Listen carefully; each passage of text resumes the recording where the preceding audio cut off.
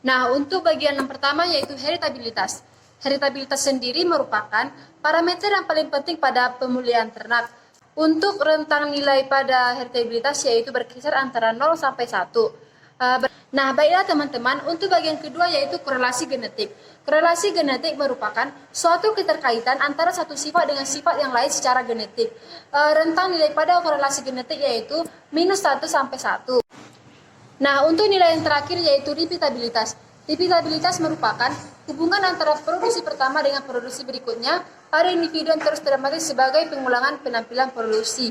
Nah, untuk rentang nilai pada nilai repeatabilitas sendiri yaitu berkisar antara -1 sampai dengan 1. Terdapat dua perhitungan dalam repeatabilitas yaitu repeatabilitas antar kelas dan repeatabilitas dalam kelas. Nah, baiklah, pada bagian pertama kita akan menghitung pendugaan nilai heritabilitas pada bobot badan yang pertama. Kita ambil dari tabel yang pejantan pertama, pejantan kedua, sampai pejantan ke-6. Seperti kita lihat pada tabel, nah, kita contohkan pada pejantan pertama itu 81,8. Nah, ini kita kuadratkan ya teman-teman, supaya nanti untuk perhitungan selanjutnya lebih mudah. Begitu juga sampai akhir dan sampai pejantan yang ke-6. Begitu juga untuk perhitungan A-nya. Untuk pejantannya itu dijumlahkan total A-nya hingga mendapat hasil 402,6.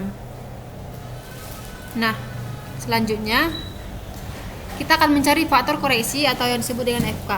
Rumusnya yaitu Y titik kuadrat per N, yang dimana Y itu merupakan seperti yang kita hitung tadi, yaitu total dari jumlah A pada pejantan pertama yaitu 402,6. Begitu selanjutnya sampai pejantan yang ke-6 yaitu 406. Nah, setelah kita jumlahkan, kita akan kuadratkan per sampel yang terdapat pada tabel yaitu 30. Maka hasilnya yaitu 19.411,7,80. Nah, untuk berikutnya yaitu jumlah kuadrat antar pejantan. Seperti yang kita lihat pada rumusnya yaitu sigma I kali YI kuadrat per NI kurang FK. Nah, total A tadi kita kuadratkan per 5. Mengapa 5? Karena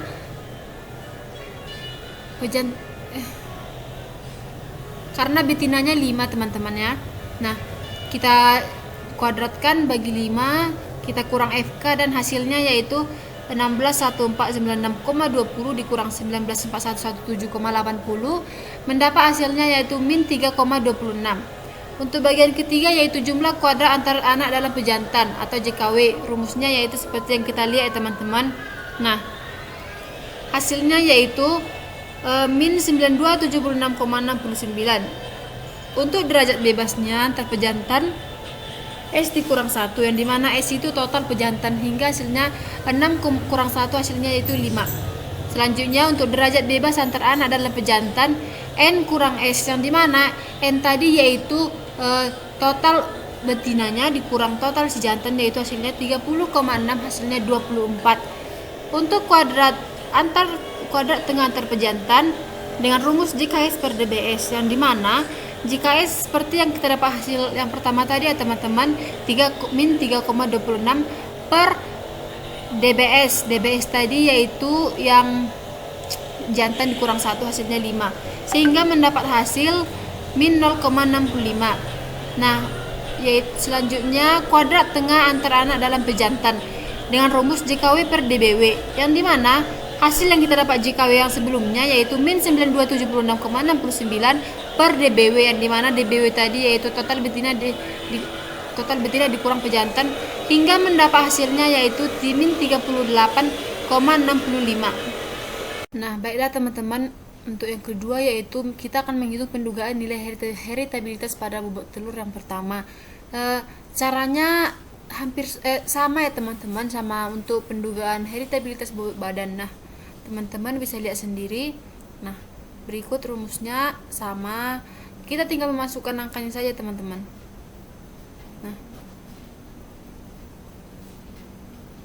dan didapatlah hasil heritabilitas dari bobot telur yaitu minus 0,43. Nah, hasil dari minus 0,43 ini menunjukkan bahwa kemampuan induk untuk mewariskan sifat keturunannya sangatlah rendah.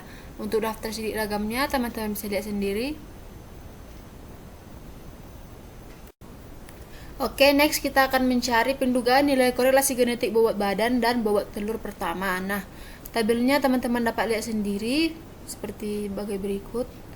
Dari pejantan 1 sampai pejantan 6. Nah, kita tinggal mengganti A menjadi X, B menjadi Y. Nah, untuk rumusnya kita kalikan X kali Y. Berikut teman-teman. Nah, mencari total A juga begitu, sama halnya dengan B sampai pejantan yang ke-6 untuk mempermudah perhitungan selanjutnya. Nah, kita tinggal masukkan rumus pada faktor koreksi, masukkan rumus X titik-titik kali Y titik-titik per N. Hasilnya yaitu 149632,64. Nah, sama halnya dengan yang kedua, jumlah hasil kali antar pejantan atau JKHS. Kita tinggal masukkan rumus. Sebenarnya ini simpel ya teman-teman. Kita hanya memasukkan angka-angka yang telah kita jumlahkan tadi, sehingga hasilnya 5,44. Oke, next untuk jumlah hasil kali antara anak dalam pejantan, sama halnya kita tinggal memasukkan jumlah dari yang telah kita hitung sebelumnya. Nah, hasilnya yaitu min 4,08. Next untuk derajat bebas antar pejantan, itu S-nya karena pejantannya 6 maka DBS-nya 5, dan untuk DBW-nya N-nya itu 30 teman-teman, karena kan 30 betina. Hasilnya yaitu 24. Untuk hasil kali rata-rata antar pejantan atau HKRS, ini kita tinggal masukkan rumus JKHS yang sebelumnya per DBS. DBS tadi kan 5 ya teman-teman. Kita masukkan rumus saja min 1,08. Sama halnya dengan hasil kali rata-rata antara anak dalam pejantan. Nah, kita tinggal mengganti S menjadi W. Nah, tinggal masukkan angkanya saja pada sebelumnya. Hasilnya yaitu min 0,17. Untuk hasil kali rata-rata harapan antara anak dalam pejantan, itu sama ya teman-teman rumusnya dengan HKRW, maka hasilnya juga tetap sama yaitu min 0,17. Oke, next untuk hasil kali rata-rata harapan antar pejantan, itu COF X sama dengan HKRS dikurang HKRW per K. Hasilnya yaitu min 0,18. Seperti yang saya tekankan tadi, kita tinggal memasukkan hasil dari sebelumnya atau yang telah kita hitung sebelumnya ya teman-teman. Next, kita tinggal memasukkan yang telah kita dapatkan tadi ke dalam rumus korelasi genetik. Seperti rumusnya teman-teman bisa dilihat sendiri. Oke, dan hasilnya yaitu 0,16. Nah, berdasarkan hasil perhitungan korelasi genetik yang saya dapatkan, hasilnya yaitu 0,16 yang menunjukkan bahwa hasil yang baik untuk hubungan antara bobot badan dan bobot telur pada ayam. Karena kan rentang nilai korelasi genetik itu min 1 sampai dengan 1. Nah, untuk daftar sidik ragamnya teman-teman bisa lihat sendiri. Oke, next untuk pendugaan nilai repeatabilitas antar kelas. Nah, di sini pada pejantan 1 sampai ke 6 saya mengambil betina yang 4 dan 5. Kita tinggal masukkan saja teman-teman. Kita menghitung X kali Y, di mana bobot badan kita ganti sebagai X dan bobot badan yang kedua sebagai Y. Maaf teman-teman, bobot badan pertama sebelumnya. Nah, untuk X kuadrat kita buat di sini, Y kuadrat juga. Nah, kita hitung sampai pejantan yang ke-6 dan kita buat totalnya teman-teman seperti yang teman-teman lihat. Tinggal masukkan rumusnya ini cukup rumit ya teman-teman, cuman ya gimana gitu. Kita tetap masukkan angka-angka yang telah kita hitung tadi ke dalam rumus ini sehingga dapat hasilnya yaitu 3,00. Oke, dari hasil yang saya dapatkan bahwa nilai repeatabilitas yang saya dapatkan melebihi rentan yang telah ditentukan yaitu 3,00, sehingga jika nilai repeatabilitas tinggi maka kemampuan ternak tersebut dapat mengulangi produksi di masa mendatang lebih tinggi. Sebaliknya, jika rendah, kemampuan ternak tersebut akan untuk mengulang produksi di masa mendatang lebih rendah. Next, untuk pendugaan nilai repeatabilitas dalam kelas bobot telur. Di sini, pada pejantan 1 sampai ke 6, saya mengambil betina 1 sampai 3. Nah, berikut ya teman-teman pada tabel. Kita ganti bobot telur 1 sebagai X, telur 2 sebagai Y, dan telur 3 sebagai Z. Nah, untuk Y ini ya teman-teman, ini maksudnya ini jumlah dari ketiga ini ya teman-teman. Begitu juga dengan X kuadrat, Y kuadrat, dan Z kuadrat. Kita tinggal mengkuadratkan X, Y, dan Z sampai ke pejantan yang ke-6 seperti yang teman-teman lihat.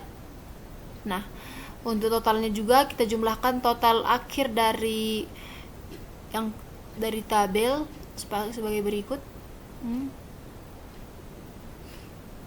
Nah, next untuk kita masukkan rumus.